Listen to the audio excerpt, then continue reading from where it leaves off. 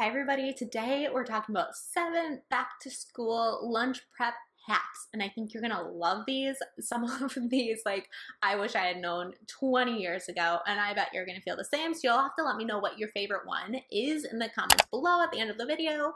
I also just filmed a video about 5 back to school lunch ideas that I'm gonna link up here, and I'll link at the end of this video too, because if you like this one, you might also like that video. So I'm Ashley Oswald, owner of Oswald Digestive Clinic, where we help people improve and eliminate bothersome gut issues like gas, bloat, diarrhea, constipation, abdominal pain, and more. If you or somebody you know wants to work with our clinic, they can schedule a free call at the link below. But without further ado, let's talk about these lunch prep hacks.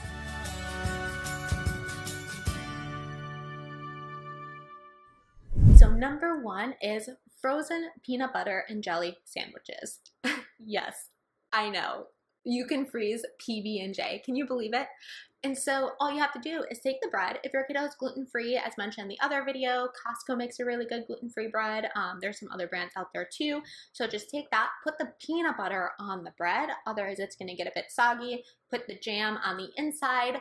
Key is to buy quality nut butter, so it doesn't have to be peanut butter. I know a lot of schools don't allow peanut butter anymore, so it could be like sunflower seed butter, almond butter, cashew butter. There's lots of nut and seeds butters out there now. And then jam, just really look for a jam that doesn't have a bunch of added sugar. For the nut butter, look for something without a bunch of like hydrogenated oils. I could even make a whole video about how to choose good quality nut butter and jams. It's gotten a little bit ridiculous that I even have to make a video about that, but unfortunately there's a lot of bad products on the market in those categories right now. So anyway, I digress. Do that and smash it together. You could take a big kind of like cookie cutter and make it into a fun design. Certainly that gets rid of the crust if your kiddo doesn't like the crust, and then just freeze it and it'll keep in the freezer. I've heard for at least a few weeks. I've heard up to a month. Honestly, I haven't done this one myself. I actually just recently learned about it. But yes, that can make it so much easier. You prep it once a month, keep a bunch of them in the freezer, and it goes back to like in our other video when we were talking about having your kids make their own lunches. So that can just be a grab and go option for them.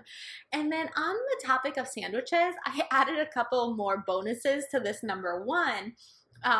Because I guess I had more than 7 tricks I wanted to share with you. So I just added these here.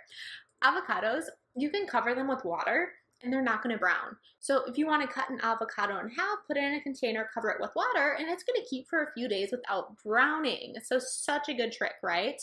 The next one is for other types of sandwiches.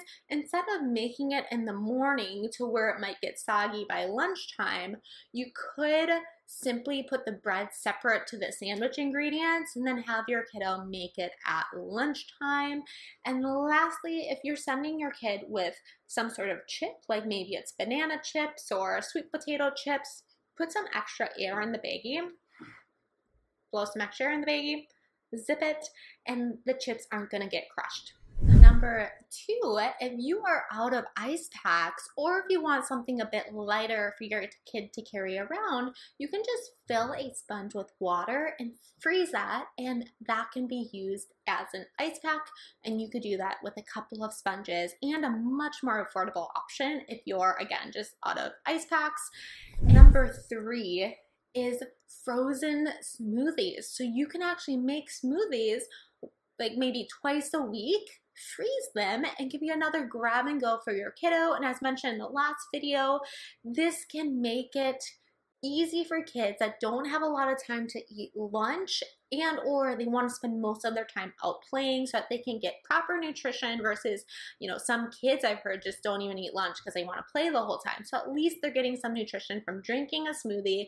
If it's frozen, maybe it's in a brown bag, it'll thaw by time lunch comes around. And as mentioned in the other video, just really make sure that there's enough nutrition in that smoothie. That's the biggest mistake that people make with smoothies. They add too much fruit, not enough healthy fat and protein, so then it's not filling at all. And the kid or even the adult will get hungry within a couple hours after drinking it, and that can cause them to have a hard time focusing in class. All right, number 4 is when you cut an apple. So, I mean, first of all, if your kid could just eat an apple whole, I mean, that's better, less prep time for you. But if you have younger kids and you're cutting up an apple into slices and maybe putting it with like sunflower seed butter for dipping so that they're getting some protein with that carbohydrate from the apple, you can cut it and then put it back together exactly like it was as the real apple and put a rubber band around it. This is the best trick for preventing an apple from browning. I know when I was growing up, we would always put lemon juice water on top of the apple, and it sort of worked. This trick is even better. I'm surprised I just also learned about that one a couple weeks ago. And then number 6, and before we talk about number 6, I do want to share a free guide that we have, 5 ways to improve gut health and end food intolerances for good. It's definitely our most popular freebie, and to download it, you can sign up at the link below. So number 6 is to not make a separate lunch at all. Just make more food at dinner the night before. And then the second part of this trick is in the morning, you can actually heat up that food, even if it's like not a soup. You would normally think of as soup in a thermos, but you can heat it up and put it in a thermos, because that will save your kid time if they have to wait in line for a microwave at school, because the thermos will keep it nice and hot. And again, sometimes we don't think of using a thermos for things that aren't soup, but it could be a really great trick. So last but not least, number 7 is maybe my favorite trick, because I don't like to cook or even meal prep, make lunches, but it's to have your kids make their own. And as mentioned in our last video, I think we often underestimate kids' ability to do things, and if you just give them all the tools and all the options stocked and maybe a kid lunch fridge with a lot of fun containers, they can even pick out their own reusable baggies and things, just have them make their own lunches the night before, saving you a ton of time, making sure they get what they want to eat for lunch, give them plenty of healthy options, and I shared tons of ideas in our last video, again, linked up here.